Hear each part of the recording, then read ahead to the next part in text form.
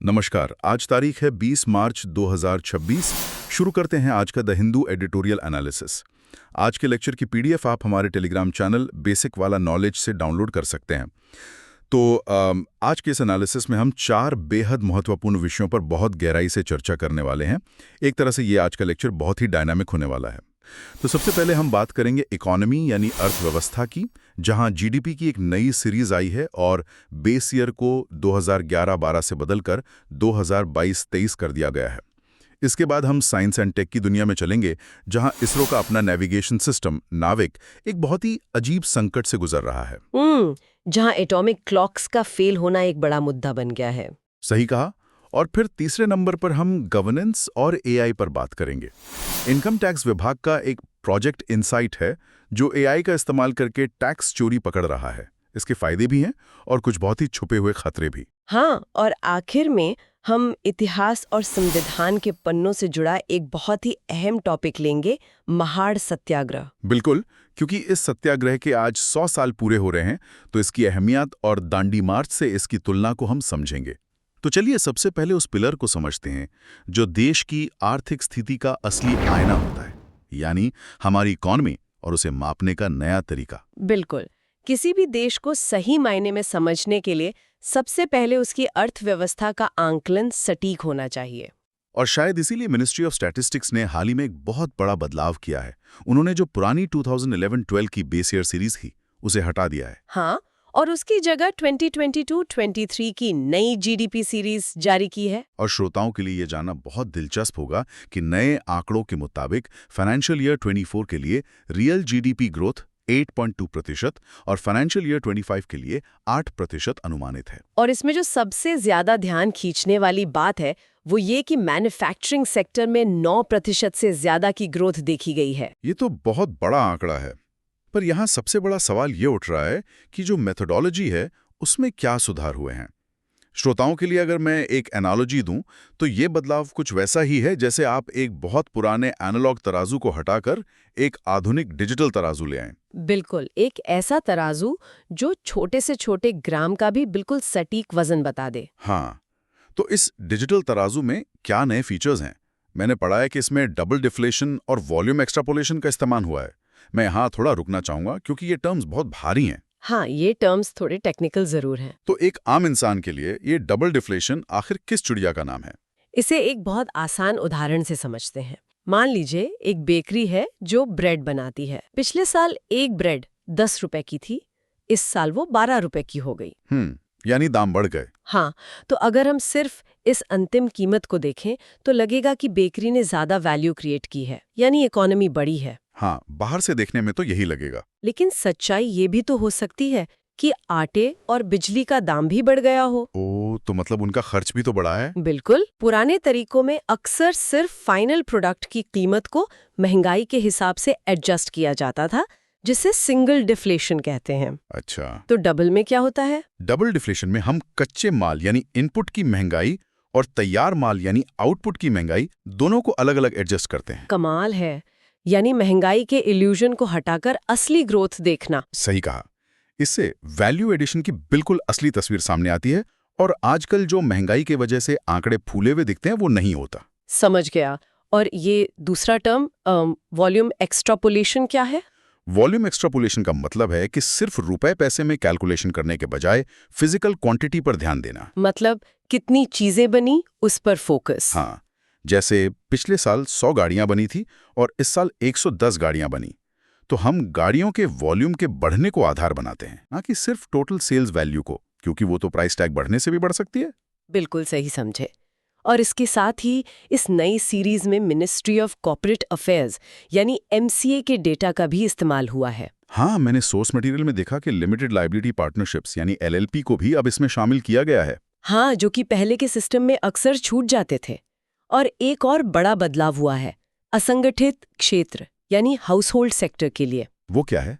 अब ASUSC यानी annual survey of unincorporated sector enterprises और PLFS यानी लेबर फोर्स सर्वे के डेटा का एक साथ इस्तेमाल हो रहा है।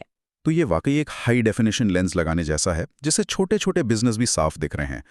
पर क्या इस नए लेंस में सब कुछ बिल्कुल परफेक्ट है? देखिए, कमियां और ब्लाइंड स्पॉट्स अभी भी हैं। जैसे कि सबसे बड़ी चुनौती तब आती है जब हम नेशनल लेवल पर टोटल ग्रॉस वैल्यू एडेड यानी जीवीए निकाल लेते हैं और फिर उसे अलग-अलग राज्यों के बीच बांटकर स्टेट लेवल का आंकड़ा निकालते हैं। अच्छा, तो राज्यों में बांटने में क्या दिक्कत है? नई सीरीज में एनुअल सर्वे ऑफ इंडस्ट्रीज यानी एएसआई के डेटा का इस्तेमाल हो रहा है। पर समस्या ये है कि एएसआई का जो डेटा फ्रेम है तो काफी छोटा और अपर्याप्त है। मतलब सैंपल साइज ही छोटा है। बिल्कुल। एक आंकड़ा देखिए, एमसीए डेटाबेस के हिसाब से 2011-12 में देश में लगभग 1,35,000 मैन्युफैक्चरिंग कंपनियां थीं। लेकिन जब एएसआई का सर्वे हुआ तो उसमें सिर्फ लगभग 67,600 फैक्ट्रीज ही कवर हुई थीं। अरे, ये तो सिर्फ आधा है। जब आपका सर्वे सैंपल ही आधी हकीकत बयां कर रहा है तो आप राज्यों का हिस्सा सही कैसे तय करेंगे? वही तो सबसे बड़ा सवाल है। और मैंने एएसयूएससी के डेटा में भी कुछ बहुत अजीब से उतार चढ़ाव देखे हैं, खासकर बिहार की मैन्युफैक्चरिंग या रबर और प्लास्टिक इंडस्ट्री में। हाँ, वो फ्लक्चुएशंस एक बहुत बड़ा सिरदर्द बने हुए हैं।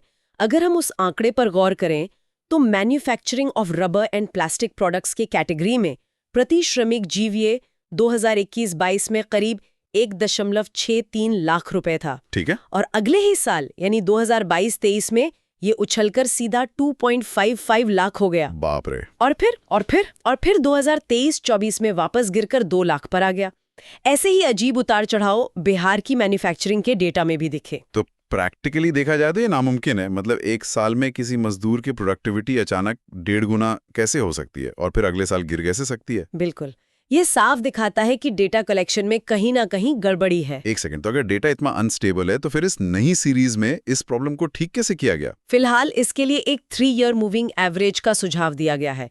एक तरह से समस्या पर पट्टी बांधने की कोशिश की गई है। यानी 3 साल के आंकड़ों का औसत निकाल लो ताकि ग्राफ थोड़ा स्मूथ दिखे। हाँ, बस वही। पर वेट, मूविंग एवरेज लगाना तो समस्या को छुपाना हुआ है ना। इससे डेटा स्मूथ जरूर हो जाएगा, लेकिन जो असल बीमारी है यानी गलत डेटा कलेक्शन, वो तो वहीं की वहीं रहेगी। ये बहुत वैलिड पॉइंट है। मूविंग एवरेज सिर्फ एक टेम्परेरी सोल्यूशन है।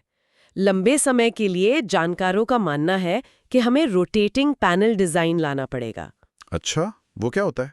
इसका मतलब है कि पिछले साल जिन बिजनेस का सर्वे किया गया था उनमें से एक हिस्से का अगले साल भी रिपीट सर्वे किया जाए।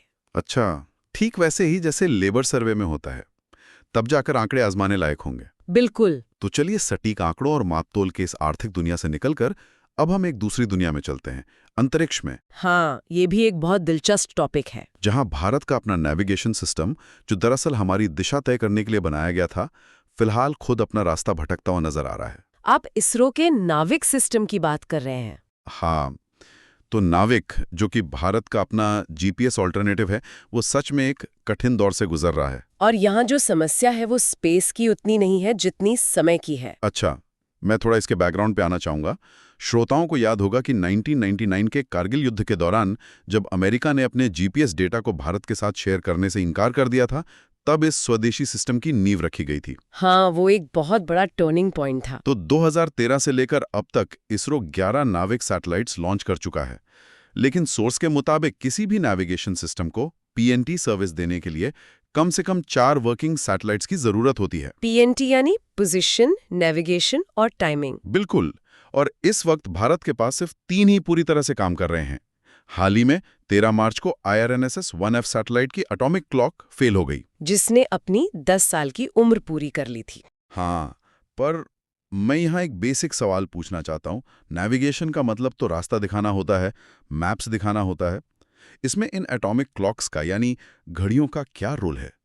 एक घड़ी के फेल होने से पूरा सैटेलाइट बेकार कैसे हो जाता है? ये पूरे नेविगेशन सिस्टम का सबसे मजेदार हिस्सा है। दरअसल जीपीएस या नाविक सैटेलाइट्स आसमान से कोई नक्शा या मैप नहीं भेजते। अरे, मैप नहीं भेजते? नहीं, वो सिर्फ एक चीज भेजते हैं और वो है एग्जैक्ट टाइम, यानी बिल्कुल सटीक समय। अच्छा, तो फिर हमारी लोकेशन कैसे पता चलती है? जब आपका फोन सैटेलाइट से सिग्नल रिसीव करता है तो वो देखता है कि सिग्नल कितने बजे वहां से चला था और कितने बजे यहाँ पहुंचा। हाँ। इस टाइम डिफरेंस को लाइट की स्पीड से मल्टीप्लाई करके डिस्टेंस निकाला जाता है। लाइट की स्पीड लगभग 3 लाख किलोमीटर प्रति सेकंड होती है। हो, तो ऐसे 4 अलग-अलग सैटेलाइट से दूरी निकालकर जो आखिरी पॉइंट मिलता है, वही हमारी लोकेशन होती है। बिल्कुल, जैसे ट्रायलेट्रेशन कहते हैं। अब सोचिए अगर सैटेलाइट की घड़ी 1 सेकंड के 1000वें हिस्से यानी 1 मिलीसेकंड में भी गलत हो गई, तो लाइट की स्पीड के हिसाब से जमीन पर आपकी लोकेशन सैकड़ों किलोमीटर दूर दिखेगी। बाप रे, यानी आप दिल्ली में होंगे और वो आपको जयपुर दिखाएगा। हाँ, इसीलिए इन सैटेलाइट्स में दुनिया की सबसे सटीक घड़ियां लगाई जाती हैं, एटॉमिक क्लॉक्स, जो हजारों सालों तक 1 सेकंड भी आगे पीछे नहीं होती। तो इसका मतलब स्पेस में घूमते हुए ये सैटेलाइट्स दरअसल बहुत ही महंगी और सटीक घड़ियां ही हैं। बिल्कुल सही। तो फिर ये घड़ियां बार-बार फेल क्यों हो रही हैं? असली वजह क्या है? देखिए, एटॉमिक क्लॉक्स का फेल होना नाविक के लिए कोई नई बात नहीं है। पहली जनरेशन के सैटेलाइट्स में जो रूबीडियम एटॉमिक क्लॉक्स लगी थी, वो एक स्विस कंपनी स्पेक्ट्रा टाइम ने बनाई थी। अच्छा, तो वो इम्पोर्टेड थी। हाँ, और इन इम्पोर्टेड क्लॉक्स का लगातार फेल होना इसरो के लिए एक बड़ा दर्द-ए-सर रहा है। 2018 के बाद इसरो ने तय किया कि वो अब इन स्विस घड़ियों पर निर्भर नहीं रहेंगे। तो फिर उन्होंने क्या किया? उन्होंने इसरो सैक यानी स्पेस एप्लीकेशन सेंटर द्वारा बनाई गई स्वदेशी घड़ियों का इस्तेमाल शुरू किया। NVS COSIRO 1 जो लॉन्च हुआ था, वो पहला सैटेलाइट था जिसमें ये स्वदेशी क्लॉक थी। पर क्या वो सफल रहा? मैंने पढ़ा है कि NVS-02 का लॉन्च तो फेल हो गया था। हाँ, NVS-02 गलत ऑर्बिट में जाने की वजह से फेल हो गया। तो तकनीकी चुनौतियां तो अपनी जगह हैं। एक तरफ इम्पोर्टेड घड़ियों का फेल होना, दूसरी तरफ नए लॉन्चेस का भटकना। पर अगर हम इसके थोड़े डीपर एनालिसिस में जाएं, तो क्या ये सिर्फ एक टेक्निकल फेलियर है? या इसरो को जिस तरह से चलाया जा रहा है, उसमें कोई बड़ा पॉलिसी गैप है? ये आपने बिल्कुल सही नस पकड़ी है। पॉलिसी का एक बहुत बड़ा गैप है यहाँ। अगर हम अमेरिका के जीपीएस को देखें तो उसको मैनेज करने के लिए एक अलग जीपीएस डायरेक्टरेट है जो उनकी एयरफोर्स के अंदर आता है। अच्छा, मतलब एक अलग विभाग है जो सिर्फ वही काम करता है। बिल्कुल। यूरोप के गैलीलियो सिस्टम को मैनेज करने के लिए भी एक अलग एजेंसी है, यानी वहाँ इन सिस्टम्स को मेंटेन और ऑपरेट करने के लिए डेडिकेटेड संस्थाएं हैं। और भारत में? भारत में ऐसी किसी संस्था का अभाव है। यहाँ नेशनल स्पेस लॉ यानी एक राष्ट्रीय अंतरिक्ष कानून की कमी है। तो इसका मतलब इसरो डिजाइनर भी खुद है और ऑपरेटर भी खुद? हाँ, इसरो को रिसर्च भी करनी है, डिजाइन भी बनाना है और अब ऑपरेटर भी बनना पड़ रहा है। अरे तो क्या हम इसरो से एक ही समय में रॉकेट साइंटिस्ट और ट्रैफिक हवलदार दोनों की भूमिका निभाने की उम्मीद कर रहे हैं? बिल्कुल वही हो रहा है। उनसे उम्मीद की जा रही है कि वो गगनयान जैसे ह्यूमन स्पेस फ्लाइट मिशन भी करें, नए रॉकेट्स भी बनाएं और ऊपर से इस पूरे नेविगेशन सिस्टम को 24/7 मेंटेन भी करें। ये तो किसी भी एक संस्था पर बहुत भारी दबाव है। हाँ, और जब तक हम इसे मैनेज करने के लिए कोई अलग डायरेक्टरेट नहीं बनाते, तब तक ये चुनौतियां आती रहेंगी। चलिए, इसरो जहां स्पेस में सर्वेलेंस और नेविगेशन ठीक करने की कोशिश कर रहा है, वहीं जमीन पर एक अलग ही नेविगेशन सिस्टम तैयार हो गया है। आप गवर्नेंस और एआई की बात कर रहे हैं? बिल्कुल। हमारे इनकम टैक्स विभाग ने टैक्स चोरी पकड़ने के लिए एआई का एक डिजिटल नेविगेशन सिस्टम तैयार कर लिया है, प्रोजेक्ट इनसाइट। हाँ, ये बहुत ही पावरफुल टूल है। श्रोताओं को बता दूं कि भारत का टैक्स टू जीडीपी रेशियो जो करीब 16.36% है, वो काफी कम माना जाता है और हर साल तकरीबन 4.3% टैक्स रेवेन्यू चोरी हो जाता है। और इसी को रोकने के लिए 2017 में प्रोजेक्ट इनसाइट लॉन्च हुआ था। तो ये सिस्टम काम कैसे करता है? इसका एक एनालिटिकल इंजन है जिसे इंट्रैक कहते हैं।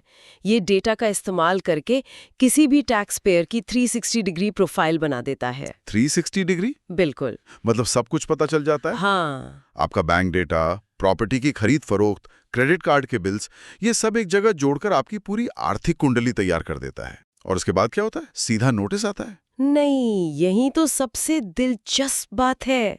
इसके बाद विभाग नज स्ट्रैटेजी का इस्तेमाल करता है। मज करना मतलब किसी को हल्के से इशारा करना? बिल्कुल, वो सीधा रेड मारने या सख्त नोटिस भेजने की बजाय प्यार से एक SMS या ईमेल भेजते हैं। अच्छा, कि भाई साहब आपकी कुछ संपत्ति का पता चला है, जरा रिटर्न ठीक कर लीजिए। हाँ, एकदम वैसे ही। और इसके नतीजे बहुत ही शानदार रहे हैं। हाँ, सोर्स में जो आंकड़े हैं वो वाकई चौंकाने वाले हैं। जब ये शुरू हुआ तो 1 करोड़ से ज्यादा लोगों ने अपने रिवाइज्ड रिटर्न्स फाइल कर दिए, जिससे 11,000 करोड़ रुपए का अतिरिक्त टैक्स जमा हुआ। और सिर्फ इतना ही नहीं, विदेश में 29,208 करोड़ रुपए की संपत्ति का पता चला। और तो और रेस्टोरेंट्स द्वारा जो 70,000 करोड़ रुपए की सेल्स छुपाई जा रही थी, उसका भी पर्दाफाश हुआ। हाँ, रेस्टोरेंट्स क्या करते थे? कैश इनवॉइस डिलीट कर देते थे या सॉफ्टवेयर में बिल की वैल्यू बदल देते थे। एआई ने वो सारे पैटर्न पकड़ लिए। ये तो एक तरह से एक डिजिटल जासूस हो गया जो आपके हर बिल और हर खर्च पर नजर रखे हुए। पर एक चिंता भी होती है ये सब सुनकर। कैसी चिंता? अगर ये मशीन, ये एआई किसी निर्दोष को गलत समझ ले तो क्या होगा? मतलब एआई को तो क्लेरिकल गलती और असली टैक्स चोरी में शायद फर्क ही ना पता चले। आप बिल्कुल सही जगह पहुंचे हैं। इसी को डेटा प्रोवेनेंस का मुद्दा कहते हैं। वो क्या है? इसका मतलब है कि एआई को जो डेटा फीड किया जा रहा है वो कितना शुद्ध है। एआई सिर्फ अनोमली यानी आम पैटर्न से अलग चीजों को पकड़ता है।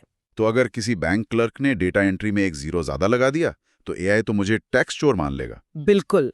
वो ये नहीं बता सकता कि किसी ने जानबूझकर चोरी की है या सिर्फ एक टाइपिंग मिस्टेक है। और इससे भी बड़ा खतरा है एल्गोरिदमिक बायस का। बायस? मतलब मशीन भी भेदभाव कर सकती है? हाँ, इसका एक बहुत बड़ा उदाहरण है Dutch child care scandal. Netherlands में सरकार ने फ्रॉड पकड़ने के लिए एक एआई सिस्टम लगाया था। अच्छा, फिर क्या हुआ? उस एआई ने हिस्टोरिकल डेटा से सीखकर कुछ लोगों को सिर्फ इसलिए फ्रॉड घोषित कर दिया क्योंकि वो किसी खास इलाके में रहते थे या उनकी दोहरी नागरिकता थी। बाप रे। हजारों निर्दोष लोग दिवालिया हो गए, उनके परिवार टूट गए। और सबसे बड़ी कमी ये है कि भारत में इस सिस्टम की निगरानी के लिए कोई एआई लोकपाल या ऑम्बड्सपर्सन नहीं है। ये तो बहुत ही खतरनाक है। मतलब अगर कोई मशीन मुझे टैक्स चोर बोल दे तो मैं शिकायत कहाँ करूं? यही तो गैप है जिसे भरना बहुत जरूरी है। तो देखिए, डेटा स्पेस और एआई जैसी भविष्य की इन तकनीकों से जहां हमने सिस्टम के अंदर छुपे भेदभाव और बायस को देखा, अब हम इतिहास के एक ऐसे पन्ने की ओर चलते हैं जिसने आधुनिक भारत और हमारे संविधान की नींव रखी थी। बिल्कुल, क्योंकि कोई भी तकनीक तब तक सफल नहीं हो सकती जब तक समाज में समानता ना हो। हम बात कर रहे हैं महाड़ सत्याग्रह की, जिसके अब 100 साल पूरे हो रहे हैं। ये इसका शताब्दी वर्ष है। Doctor B R. अम्बेडकर का एक बहुत ही भावुक व्यक्तिगत अनुभव है, नो पियोन नो वाटर। हाँ, जो उनके बचपन की एक घटना है। एक छोटा बच्चा स्कूल में प्यासा बैठा है, पानी सामने है, लेकिन वो उसे पी नहीं सकता क्योंकि नियम है कि जब तक चपरासी आकर उसे पानी नहीं देगा वो मटके को छू नहीं सकता। और वो चपरासी उस दिन छुट्टी पर था। सोचिए उस बच्चे पर क्या बीती होगी। और उसी अनुभव ने शायद 20 मार्च 1927 के उस ऐतिहासिक सत्याग्रह की नींव रखी। महाड़ के चवदार तालाब का वो सत्याग्रह, जहां हजारों लोगों ने एक साथ पानी पीकर अपना सार्वजनिक अधिकार जताया था। और बाद में दिसंबर 1927 में मनुस्मृति का दहन भी किया गया। और आपको पता है, ये लड़ाई सिर्फ उस दिन खत्म नहीं हुई थी। कोर्ट में पूरे 10 साल तक ये लड़ाई चली थी। अच्छा, 10 साल। हाँ। जो अंततः 1937 में बॉम्बे हाई कोर्ट के फैसले के साथ जीती गई। जस्टिस ब्रूमफील्ड और एन.जे. वाडिया ने नरहरि दामोदर वैद्य वर्सेस भीमराव रामजी अंबेडकर केस में वो ऐतिहासिक फैसला सुनाया था कि वो सार्वजनिक संपत्ति है और सब उस पानी का इस्तेमाल कर सकते हैं। बिल्कुल। अगर हम यहाँ दांडी मार्च और महाड़ सत्याग्रह के बीच एक तुलना करें तो एक बहुत ही मार्मिक फर्क सामने आता है। वो कैसे? देखिए, दांडी मार्च में नमक टैक्स के खिलाफ लड़ाई थी, जो एक बाहरी हुकूमत यानी अंग्रेजों से थी। लेकिन महाड़ में पानी पीने के लिए लड़ाई अपनों से, अपने ही देशवासियों से थी। ये बहुत ही गहरी बात कही आपने। और महाड़ सत्याग्रह की यही भावना सीधे हमारे संविधान में दिखती है। हाँ, आर्टिकल 15 और आर्टिकल 17 के रूप में। बिल्कुल। आर्टिकल 15 जो सार्वजनिक स्थानों पर भेदभाव रोकता है और 17 जो छुआछूत का अंत करता है। 20 मार्च 2026 से इस सत्याग्रह का शताब्दी वर्ष शुरू हो रहा है, जो 2027 तक चलेगा। तो ये सिर्फ जश्न का नहीं बल्कि आत्ममंथन का समय होना चाहिए। तो आखिर में पूरे लेक्चर का अगर हम एक सार निकालें, हाँ। तो हमने देखा कि कैसे जीडीपी के नए आंकड़े देश की आर्थिक तस्वीर साफ कर रहे हैं। हाँ, और इसरो तकनीक के मोर्चे पर संघर्ष और सुधार कर रहा है। एआई जो है वो टैक्स सिस्टम को पारदर्शी बना रहा है। लेकिन आखिरकार ये सब तब सार्थक हैं जब महाड़ सत्याग्रह से उपजी समानता की भावना समाज के अंतिम व्यक्ति तक पहुंचे। बिल्कुल। इंसानियत और समानता ही सबसे बड़ी तकनीक है। तो लेक्चर को समाप्त करते हुए मैं एक विचार छोड़कर जाना चाहूंगा।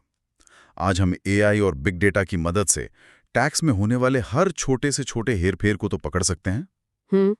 लेकिन क्या हमारे पास सामाजिक स्तर पर कोई ऐसा सिस्टम है जो इंसानी व्यवहार में छिपे भेदभाव और बायस को पकड़ सके और उसे सुधार सके? ये शताब्दी वर्ष शायद उसी सिस्टम को अपडेट करने का मौका है। इसी के साथ हम आपसे विदा लेते हैं। धन्यवाद। नमस्कार। आज तारीख है 20 मार्च 2026। शुरू करते हैं आज का द हिंदू एडिटोरियल एनालिसिस। आज